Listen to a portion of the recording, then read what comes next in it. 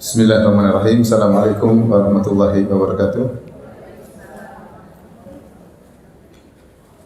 Alhamdulillahi ala ihsani wa syukru lahu ala taufiqihi wa amtinani wa asyhadu an la ilaha illallah wahdahu la syarika lahu ta'ziman li sya'ni wa asyhadu anna Muhammadan abduhu wa rasuluhu da'ila ridwani. Allahumma salli alaihi wa ala alihi wa ashabihi wa ikhwani. Hadirin dan hadirat yang dirahmati oleh Allah Subhanahu wa taala. Puji dan syukur kita panjatkan kepada Allah yang memberikan kita karunia dan kenikmatan yang terus-menerus, tiada terputus-putus. Salawat dan salam semoga tercurahkan selalu kepada junjungan kita, suri teladan kita, Nabi Muhammad sallallahu alaihi wasallam, dan juga kepada keluarganya serta seluruh sahabat beliau tanpa terkecuali. Pada pagi hari ini kita akan membahas topik atau tema seputar bulan Ramadan, bulan yang memberikan kita banyak harapan, bulan yang menjanjikan ampunan dari Allah Subhanahu wa taala, bulan yang mungkin bisa merubah kehidupan kita menjadi jauh lebih baik, bulan yang banyak memberikan kita harapan-harapan yang indah. Hadirin hadirat yang dirahmati oleh Allah Subhanahu wa taala,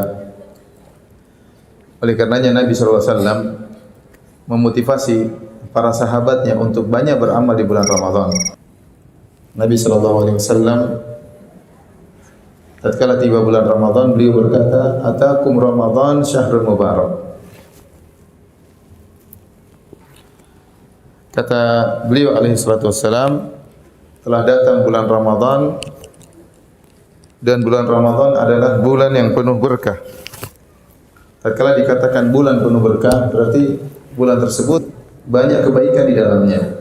Karena dalam bahasa Arab kalau sesuatu dikatakan berkah atau mubarak, ada berkahnya, artinya kasura khairuhu, yaitu banyak kebaikannya, wa sabata, dan menetap kebaikannya tersebut.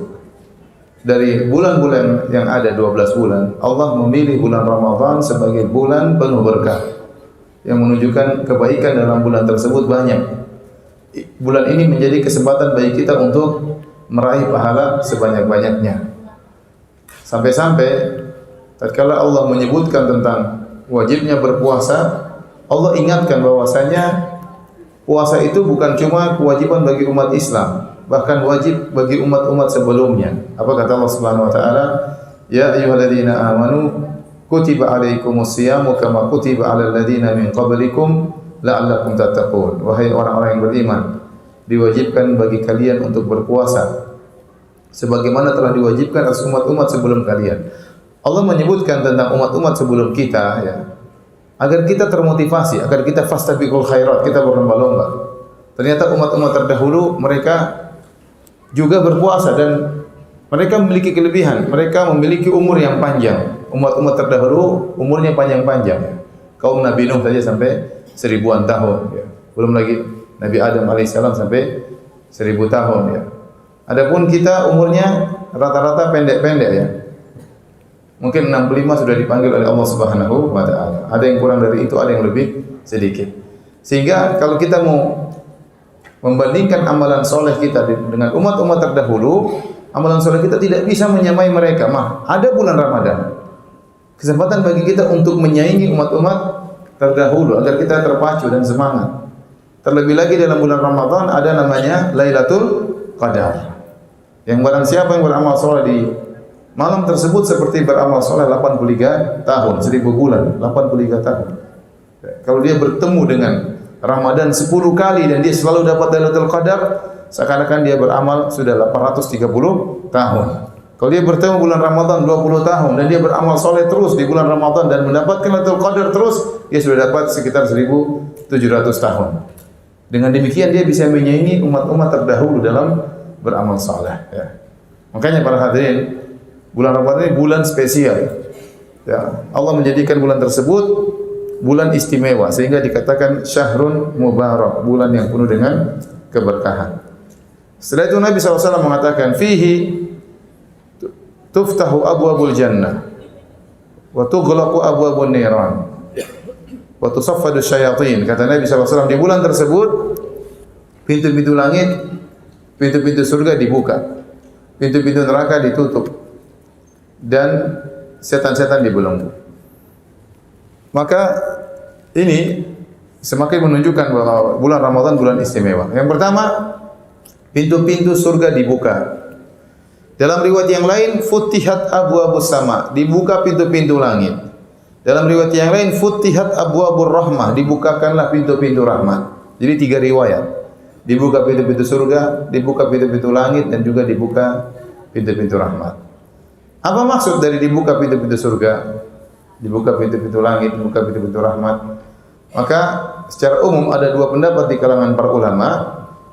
Yang pertama bahwasanya dibuka pintu-pintu surga artinya secara hakikat benar-benar dibuka pintu-pintu surga. Sehingga memberi harapan kepada orang-orang yang bertemu dengan bulan Ramadan. Ini pintu surga dibuka, tinggal kalian memasukinya. Tinggal ibu-ibu masuk dalam pintu tersebut. Bagaimana caranya beramal saleh di bulan tersebut? Kesempatan besar untuk masuk surga. Ada yang mengatakan barang siapa beramal saleh meninggal di bulan Ramadan pasti masuk surga. Ada pendapat sebagian ulama demikian. Kenapa pintu-pintu surga telah dibukakan bagi mereka? Mereka siapa? Bagi orang-orang yang mereka beramal saleh di bulan Ramadan. Ya. Ada yang mengatakan maksudnya ini hanyalah majaz, hanyalah kiasan. Tapi intinya kedua pendapat itu tidak bertentangan. Semua ulama sudah sepakat kalau pintu-pintu surga dibuka, pintu-pintu rahmat dibuka, pintu-pintu langit dibuka berarti banyak keberkahan yang Allah turunkan. Allah turunkan banyak rahmat kepada hamba-hambanya di bulan tersebut. Dari malam pertama sampai malam terakhir rahmat Allah banyak diturunkan. Allah turunkan banyak keberkahan. Allah ya obral ampunan, banyak ampunan yang Allah janjikan. Yang Allah berikan kepada orang-orang yang bertemu dengan bulan Ramadan. Makanya kita, ibu-ibu sekalian, yang kita sadari kita ini banyak dosa. Ya. Dosa yang berkaitan dengan pandangan, dosa yang berkaitan dengan pendengaran, dosa yang berkaitan dengan lisan. Ya. Apalagi ibu-ibu banyak yang mulutnya ember ya, repot. Makanya kesempatan bagi kita untuk bertobat di bulan Ramadan. Selamat bagi kita untuk meraih ampunan. Kenapa? Pintu-pintu surga dibuka. Dibuka dari malam pertama sampai akhir bulan Ramadan. Dibuka. Kalau di hari-hari lain terkadang pintu surga hanya dibuka Senin dan Kamis. Contoh dalam satu hadis. Kata Rasulullah SAW, "Tuftahu abwabul jannati kulla yawmin Itsnin wal Khamis." Fayughfaru likulli 'abdin la yusyriku billahi syai'a. Kata Nabi SAW, pintu surga dibuka setiap hari Senin, setiap hari Kamis. Maka Allah turunkan ampunannya, Allah berikan ampunannya kepada hamba-hambanya yang bertauhid, tidak pernah berbuat syirik sama sekali. Illa rajulan kana bainahu wa bain akhihi syahna fayuqalu anziru hadaini hatta yasliha. Kecuali orang yang punya masalah pertikaian dengan saudaranya, maka dikatakan tangguhkanlah ampunan bagi mereka berdua. Jangan kasih ampunan bagi mereka berdua. Jangan kasih ampunan bagi mereka berdua sampai mereka damai. Ini berlaku sepanjang tahun. Jadi Bapak-bapak dan Ibu yang dirahmati Allah Subhanahu wa taala, setiap pada Senin hari Kamis dibuka pintu surga. Buat apa? Buat Allah turunkan ampunan bagi hamba-hambanya yang bertauhid kepada Allah Subhanahu wa taala. Ada bonus ampunan setiap hari Kamis. Dengan syarat apa? Hamba-hambanya tersebut tidak boleh ribut dengan saudaranya.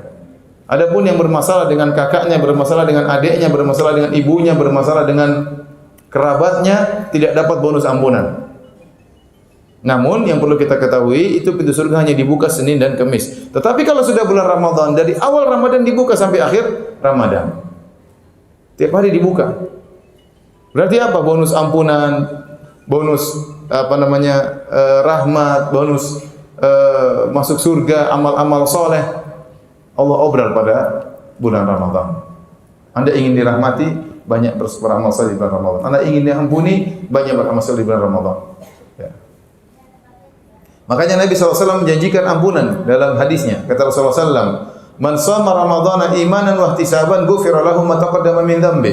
Barang siapa yang berpuasa di bulan Ramadan dengan penuh keimanan dan penuh pengharapan, berharap untuk diampuni oleh Allah Subhanahu wa taala, maka Allah akan ampuni dosa-dosanya yang telah lalu. Seluruh dosa-dosanya diampuni oleh Allah Subhanahu wa taala. Ini bagi yang berpuasa dengan benar. Kata Nabi sallallahu alaihi wasallam juga, "Wa man qama Ramadhana imanan wa ihtisaban." Barang siapa yang salat malam di bulan Ramadan dengan penuh keimanan dan penuh pengharapan, ghufira lahu ma taqaddama min dzambi, akan diampuni dosa-dosanya yang telah lalu. Nabi SAW juga bersabda, "Wa man qama lailatul qadri," barang siapa yang beribadah dengan baik di malam Lailatul Qadar, imanan wa ihtisaban, dengan penuh keimanan dengan janji-janji Allah, ihtisaban dan penuh pengharapan, ghufira lahu ma taqaddama min dzambi, akan diampuni dosa-dosa yang telah lalu. Jadi ampunan. Jadi saya katakan bulan Ramadan adalah bulan ampunan dari malam pertama sampai malam terakhir.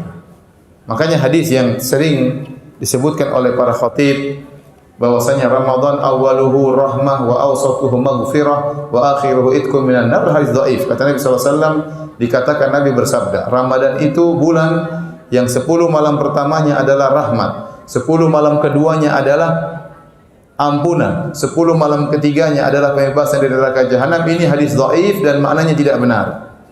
Hadis mungkar. Yang benar, ampunan, rahmat, pembebasan dari neraka jahanam itu berlaku setiap malam, bukan cuma 10 malam pertama.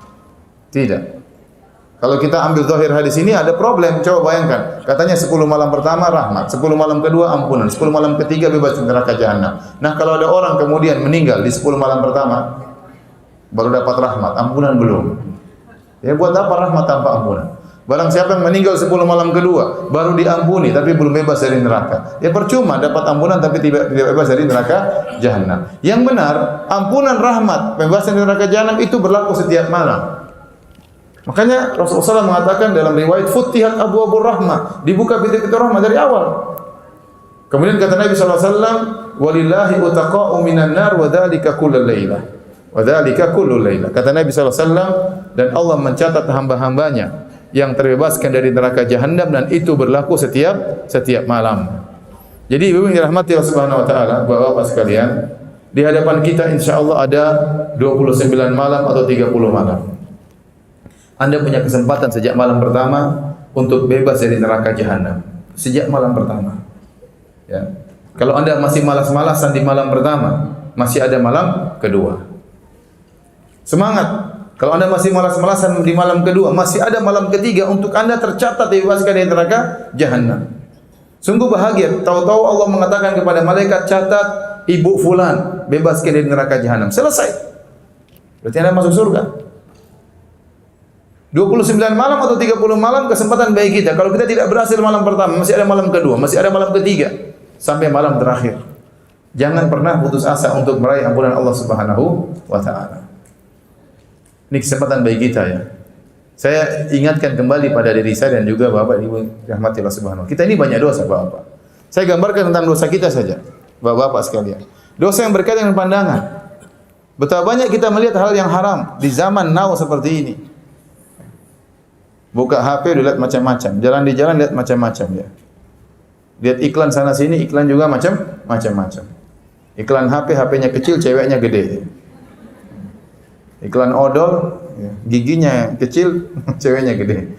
Ya semuanya seperti itu. Iklan isinya cewek, tok isinya. Ya. Wanita mengumbar auratnya. Kita nonton berita, pembawa beritanya cewek cantik tidak pakai jilbab. Itu juga kita lihat. Nonton apa? Nonton YouTube apalagi? Nonton YouTube ceramah, kanan kirinya gambar cewek. Terus kita bilang kita enggak punya dosa. Dosa kita banyak, dosa pandangan saja banyak. Dan dosa pandangan bukan dosa yang jangan kita sepelekan. Allah suruh kita bertobat dari dosa mengumbar pandangan. Allah berfirman di dalam surat An-Nur, "Qul lil mu'minina yaghuddu min absarihim." Katakanlah kepada para lelaki yang beriman, tundukkan pandangan-pandangan mereka. Di akhir ayat kata Allah, "Wa tubu ilallahi jami'an ayyuhal mu'minun la'allakum tuflihun." Dan bertobatlah kalian wahai kaum mukminin seluruhnya dari dosa-dosa kalian agar kalian beruntung. Kata Syekh Utsaimin rahimahullah, ini dalil wajib bagi seorang lelaki yang mengumbar pandangannya untuk bertobat kepada Allah Subhanahu wa taala. Siapa di antara kita yang tidak punya dosa dari pandangan? Belum pendengaran. Mendengar macam-macam, dengar musik-musik, dengar ghibah, dengar namimah, dengar adu domba, dengar penghinaan dan yang lainnya. Belum lisan, dosa kita banyak.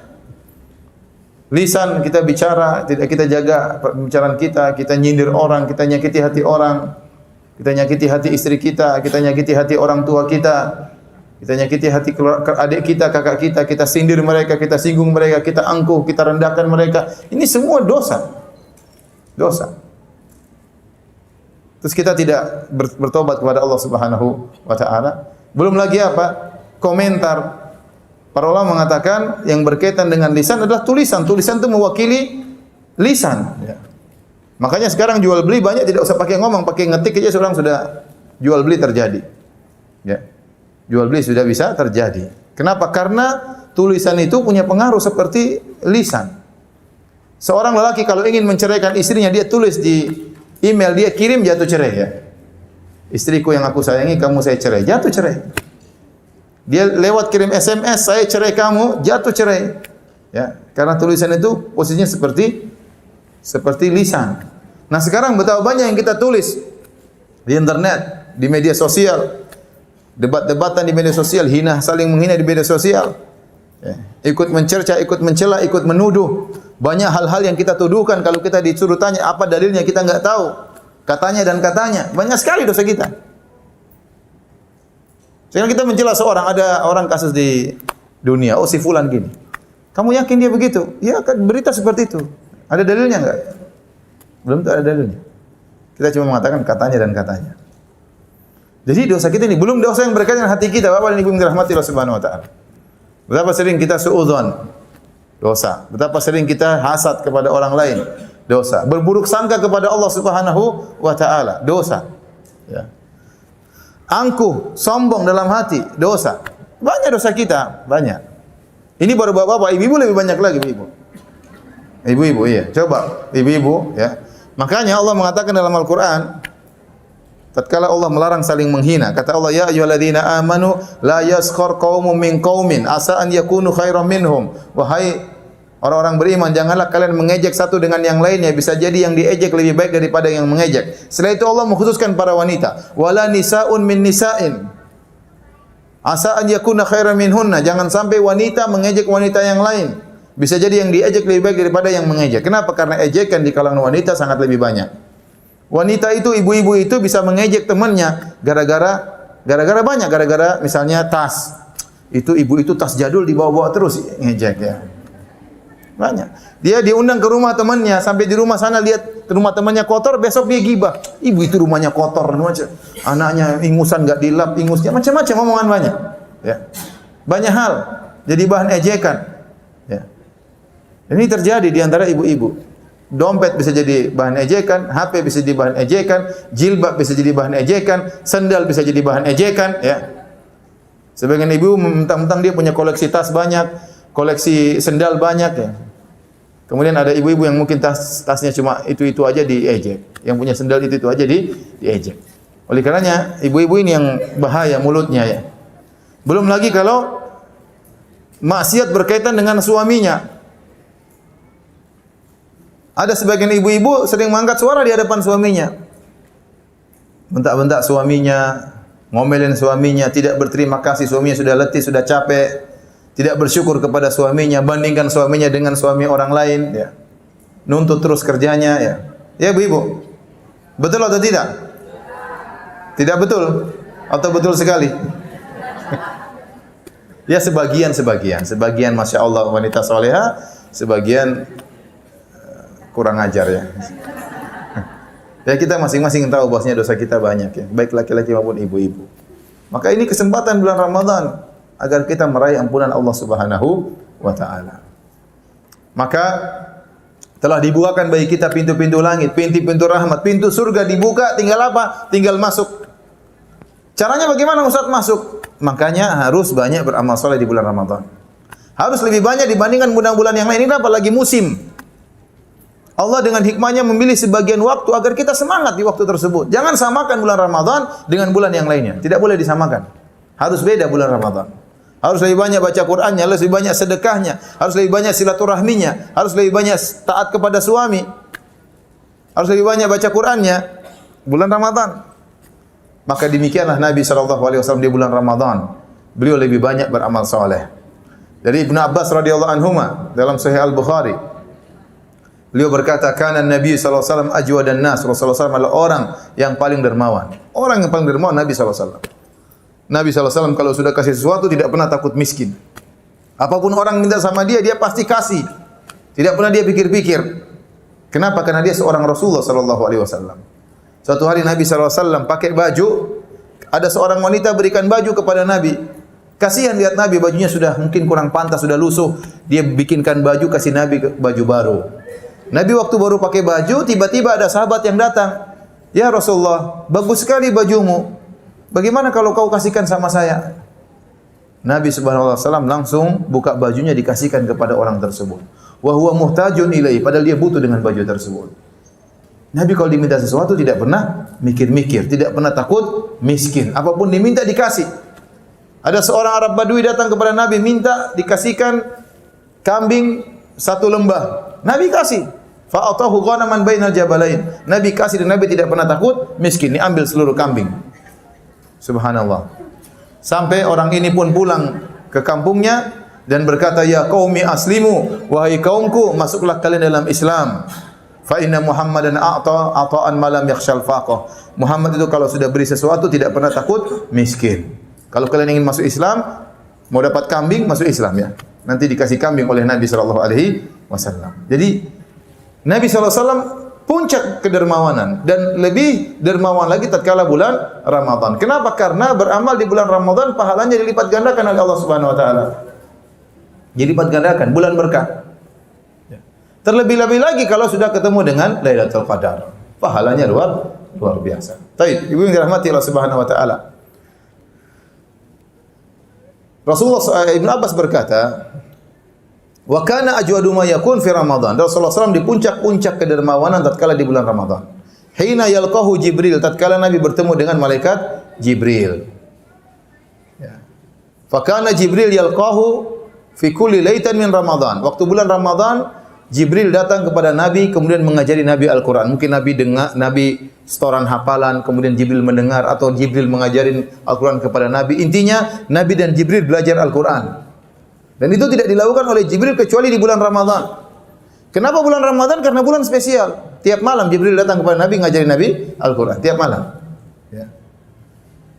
Jika Nabi sudah bertemu dengan Jibril, maka ada pengaruh keimanan yang luar biasa pada Nabi sallallahu alaihi wasallam. Terlebih lagi Nabi baca Al-Qur'an di hadapan Jibril. Makanya ini mempengaruhi Nabi sehingga Nabi lebih dermawan tatkala di bulan Ramadan. Kenapa? Ada dua sebab di antaranya. Beliau baca Al-Qur'an. Dan Al-Quran kalau kita baca mengingatkan kita tentang hari akhirat, mengingatkan kita bahwasanya kehidupan dunia hanyalah sementara, akan kita tinggalkan, ya, kekayaan, ya, kemewahan, kecantikan, ya, semuanya akan kita tinggalkan. Kalau kita sering baca Al-Quran, sehingga akhirnya dunia menjadi ringan di hati kita, sehingga kita mudah untuk berinfak, mudah untuk dermawan. Yang kedua, karena Nabi bertemu dengan makhluk yang saleh yaitu malaikat Jibril, dan ini merubah akhlak Nabi lebih baik lagi. Maka Ibnu Abbas berkata, "Fala Rasulullah sallallahu alaihi wasallam ajwadu bil khair min ar-rihil mursalah." Sungguh Nabi itu lebih baik daripada angin yang berhembus. Maksudnya apa? Angin yang berhembus itu cepat hembusannya dan kemana-mana hembusannya. Dan demikianlah Rasulullah sallallahu alaihi wasallam. Kalau di bulan Ramadan kebaikannya sangat cepat, tidak ditunda-tunda, dan kebaikannya ya mencakup banyak orang. Maka saya nasihati diri saya dan juga ibu-ibu sekalian, terutama bapak-bapak juga, di bulan Ramadan banyak dermawan, jangan pelit-pelit, ya, jangan pelit-pelit. Kalau terbetik hati untuk melakukan kebaikan, segera lakukan kebaikan, ya. Lebih dermawan, lebih berbakti kepada kedua orang tua, lebih berbakti kepada suami, lebih sayang kepada istri, lebih perhatian terhadap anak-anak, lebih menyambung silaturahmi, lebih banyak baca Al-Quran. Pokoknya amal soleh harus lebih. Kenapa? Karena ini musim panen pahala. Musim panen pahala.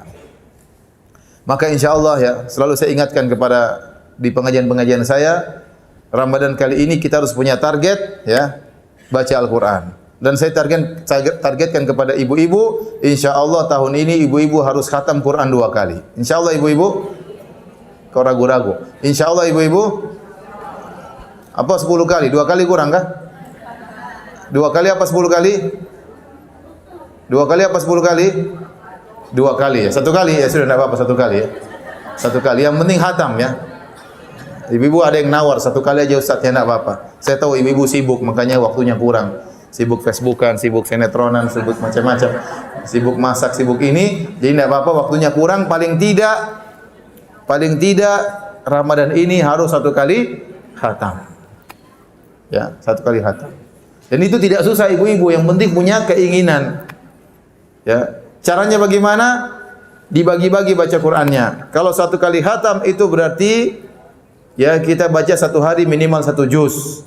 Satu juz itu kalau Quran Madinah 10 lembar. 10 lembar. Nah, kalau 10 lembar tersebut kita bagi setiap 5 waktu, setiap salat kita baca Quran, maka kita baca setiap kali salat cuma 2 lembar ibu-ibu. Sangat mudah. 2 lembar saja. Ibu sholat di rumah, sebelum sholat baca 1 lembar, setelah sholat baca 1 lembar. 5 kali sholat sudah 1 juz. Tapi kalau dirapel memang susah. Mau duhur baca, nantilah asar. Selesai asar, nantilah maghrib. Di maghrib, nantilah isya. Sudah, kapan bacanya? Nanti pas mimpi baru baca ya. Oleh karenanya ya, insya Allah ibu-ibu mampu. Saya yakin ibu-ibu di sini ibu-ibu yang baik-baik ya, bukan ibu-ibu pemalas ya. Ya, insya Allah rajin ya. Makanya ini bekal bagi ibu-ibu nanti di akhirat kelak. Baca Al-Quran. Semakin kita banyak baca Al-Quran, semakin tinggi kedudukan kita di surga. Ya. Dikatakan yuqalu li sahibil Quran dalam hadis.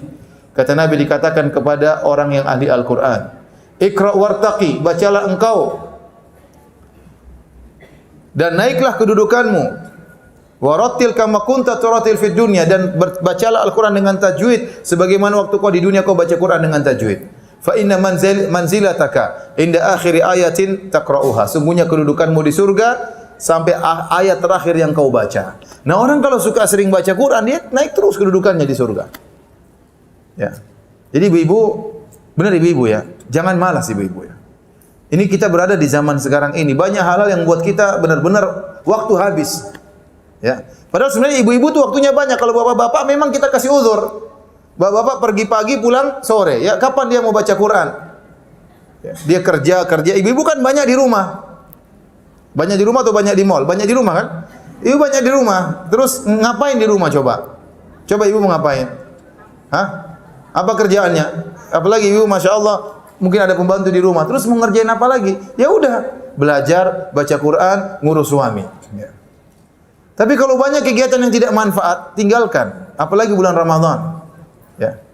Saya tadi baru baca ada sebagian ustadz berkata, bulan ini saya mau hidup tanpa media sosial. Enggak tahu dia mampu atau tidak. Berarti apa? Tanpa Facebook, tanpa apa? Tanpa Instagram, ya. Tanpa apa lagi? Tanpa Telegram, tanpa semuanya. Ya. Kalau ibu bisa demikian, Masya Allah, waktu benar-benar ada. Waktu benar-benar ada. Tapi kalau ibu-ibu banyak sibuk yang tidak bermanfaat, waktu habis akhirnya. Coba bayangkan, misalnya di WhatsApp aja banyak grupnya. Ya. Grup macam-macam. Ada grup diet, ada grup apa lagi? Grup salon, ya. Grup konsultasi kecantikan, grup anti poligami, grup banyak grupnya. Terus tung tang, akhirnya waktu habis. Kapan baca Quran? Kapan baca Quran ibu-ibu? Enggak ada waktu baca Quran akhirnya. Jadi saya ingatkan ya kepada diri saya pribadi, kepada para bapak, kepada ibu-ibu, bulan ini harus berbeda daripada bulan-bulan yang lainnya. Kita ini umur begitu cepat. Ibu-ibu sadar enggak? Ya. Seakan-akan baru kemarin kita Lebaran, sekarang sudah Ramadan. Benar. Waktu berjalan dengan cepat. Tatkala waktu berjalan dengan cepat itu bertanda umur ibu-ibu juga cepat habis. Coba ibu-ibu perhatikan diri ibu-ibu, kayaknya baru kemarin masih remaja. Sekarang sudah mulai keriput, mulai pewat, ya, mulai tua ya. Benar. Saya merasa saya dulu masih remaja, masih SMA, sekarang tahu-tahu sudah mau 40, sudah 39. Tidak terasa. Ibu-ibu ada yang sudah 59. Ada yang 55, ya. Enggak kerasa. Nah, kapan lagi kita manfaatkan untuk beramal soleh, untuk menabung amalan soleh sebanyak-banyaknya kalau tidak bulan Ramadan. Ya. Maka semangatkan diri, ya, bikin jadwal. Jadi bikin jadwal ibu-ibu ya, jadwal, dibuat jadwal. Jadi satu hari satu juz. Kalau belum harus selesai. Sebelum tidur harus selesai satu juz. Kalau ibu-ibu tidak disiplin, sudah Ramadan lewat, Al-Quran tidak khatam. Al-Quran tidak khatam. Dan banyak godaan di luar, banyak godaan ya. yang membuat kita akhirnya lalai dari membaca Al-Quran. Ngobrol, WhatsAppan, chattingan, ini semua membuat kita habis waktu. Kalau ada teman-teman datang ke rumah kita belum selesai baca Quran, kita bilang mohon maaf, sebentar saya belum selesai. Sebentar, 1 juz itu kalau kita buru-buru enggak lama saya rasa. Kita baca insya Allah selesai baru kita ngobrol. Ya, kita ngobrol dulu dengan Allah Subhanahu wa taala. Baca dulu risalah Allah baru kita ngobrol dengan orang lain ya. Taib. Hadirin dan hadirat yang dirahmati oleh Subhanahu wa taala.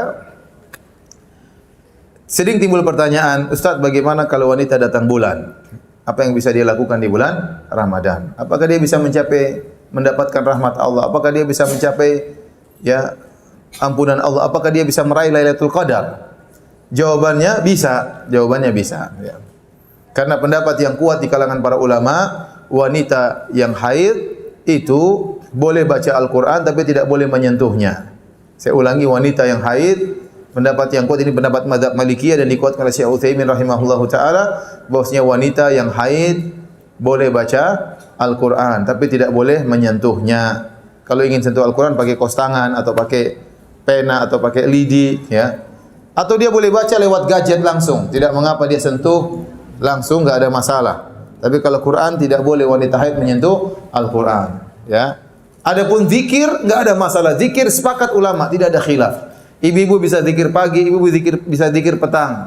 Kenapa ibu-ibu malas berzikir? Zikir itu nikmat luar biasa. Biasakan diri. Seorang itu terbawa atas kebiasaannya. Kalau kita biasakan zikir pagi, zikir petang, nanti kita terbiasa. Ya. Tapi kalau kita terbiasa setiap baru bangun langsung kita lihat Facebook, lihat WhatsApp, ya itu kebiasaan kita akhirnya. Ya. Jadi seorang biasakan dirinya, seorang wanita masalah membiasakan diri. Sebelum tidur dia biasakan diri baca 1/4 juz, jadi terbiasa. Dia punya jadwal rutin. Seorang wanita terbiasa salat duha, jadi terbiasa. Masalahnya kita membiasakan diri atau tidak. Tatkala kita sudah merutinkan, akhirnya biasa. Saya dapati orang-orang awam ada yang terbiasa salat duha. Selalu salat duha. Saya dulu ketemu keluarga istri saya, ibu mertua saya dulu, Masya Allah, salat malam selalu, tidak pernah dia tinggalkan. Salat duha tidak pernah dia tinggal. Orang awam tidak pernah ngaji, mungkin jarang ikut pengajian. Tapi sudah jadi kebiasaan dia. Nah, seorang harus menyetel dirinya, memanage dirinya agar terbiasa melakukan amal saleh. Ya. Jadi saya katakan kepada ibu-ibu, meskipun haid boleh zikir pagi petang, boleh zikir apa saja. Boleh kita subhanallah walhamdulillah wala ilaha illallah Allahu akbar wala haula wala quwata illa billah. Ya. Kita bisa la ilaha illallah wahdahu la syarika lah, lahul mulku wa lahul hamdu wa huwa ala kulli syai'in qadir. 100 kali di pagi hari, 100 kali di sore hari. Yang khilaf cuma baca Quran, boleh atau tidak, dan yang rajih pendapat yang kuat, wanita haid boleh baca Al-Quran. Sehingga target 1 kali khatam insyaallah masih bisa berlanjut meskipun seorang wanita dalam kondisi haid. Ustaz, kalau 10 malam terakhir ternyata wanita haid, bagaimana caranya dia dapat Lailatul Qadar? Lailatul Qadar itu ya, meskipun wanita haid bisa memperolehnya. Ya. Intinya Lailatul Qadar itu seorang beramal soleh di malam tersebut. Meskipun wanita dalam kondisi datang bulan, dia bisa beramal, dia bisa berzikir, dia bisa baca Quran, dia bisa membangunkan anak-anaknya untuk beribadah, dia bisa bantu suaminya untuk beribadah, dia bisa bersedekah, berikan makanan kepada orang-orang yang sedang i'tikaf, dia bisa telepon orang tuanya, dia bersilaturahmi di malam hari tersebut, meskipun dengan telepon, dia bisa kirim makanan kepada orang tuanya, banyak yang bisa dia lakukan. Banyak yang bisa dia lakukan. Jangan nongkrong malam Lailatul Qadar kemudian nonton apa? Nonton sinetron. Jangan. Lailatul Qadar itu ibu-ibu, siapa yang beribadah di malam-malam ganjil di 10 hari terakhir pasti dapat Lailatul Qadar. Lailatul Qadar itu di malam-malam ganjil.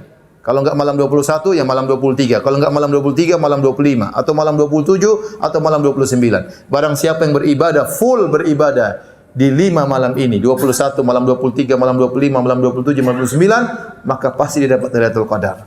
Dan artinya apa? Kalau ibu-ibu dapat Lailatul Qadar, ibu beribadah di malam tersebut seperti beribadah 1000 bulan. 1000 bulan itu 83 tahun. Jadi semangat ibu-ibu ya. Kalau ada ibu-ibu baca Al-Quran 1 jam di malam tersebut, kalau malam ini taruhlah 12 jam atau 13 jam, 12 jam. Malam ini 12 jam. 12 jam Lailatul Qadar itu nilainya seperti 83 tahun. Berarti kalau 1 jam berapa ibu-ibu? Coba kalkulator ibu. 83 tahun. 83 bagi 12 sama dengan 6,9, hampir 7 jam, 7 tahun. Jadi ibu-ibu kalau baca Quran 1 jam di malam Lailatul Qadar seperti baca Quran 7 tahun. Perhatikan ibu-ibu. Biar semangat, saya kasih matematikanya. Jadi kalau ibu zikir 1 jam di malam Lailatul Qadar seperti berzikir berapa tahun? 7 tahun. Iya. Semangat. Ibu salat malam Lailatul Qadar 1 jam seperti salat selama 7 tahun. Siapa yang kuat salat 7 tahun? Siapa yang kuat baca Quran 7 tahun? Enggak ada yang kuat. Kita baru baca setengah jam udah ngantuknya luar biasa ya. Baru baca 1 jam, baru baca setengah jam sudah ngantuk. Apalagi baca selama 7 tahun. Siapa yang kuat? Maka ini malam yang luar biasa, terutama malam-malam ganjil. Makanya Nabi SAW begadang di malam-malam tersebut. Ibu juga begadang sama suami, begadang enggak apa. Minum kopi sambil baca Quran. Baca Quran, kemudian semangatkan diri. Tidur boleh, tapi jangan lama-lama. 2 jam, 3 jam maksimal bangun beribadah. Nanti paginya baru tidur, enggak ada masalah. Ya. Ini terutama malam-malam ganjil ibu-ibu. Tapi jangan sampai ibu-ibu kemudian di malam ganjil kemudian nonton berita, nonton ini, media sosial, ya. 2 jam, 3 jam lewat, ya. Tidur juga lama 6 jam di malam tersebut, ya. Sama seperti tidur 1000 bulan di malam tersebut, ya. Waktu hilang sayang ibu-ibu, ya. Maka saling mengingatkan. Kita ini saling mengingatkan. Apalagi kalau ibu sudah kompak sama suami, insya Allah target-target bisa tercapai. Target-target bisa tercapai. Ya, ini kesempatan untuk beramal soleh. Ibu dirahmati Allah Subhanahu wa taala. Taib. Saya rasa yang kita perbanyak tanya jawab ya. Khawatir ibu punya masalah-masalah tentang seputar Ramadan. Yang penting maka saya berharap ditanyakan ya. Saya mau menyampaikan fikir Ramadan, khawatir tidak sampai waktunya. Yang bertanya lewat tulisan silakan, yang mau tanya langsung silakan. Bapak-bapak maupun ibu-ibu, saya persilahkan.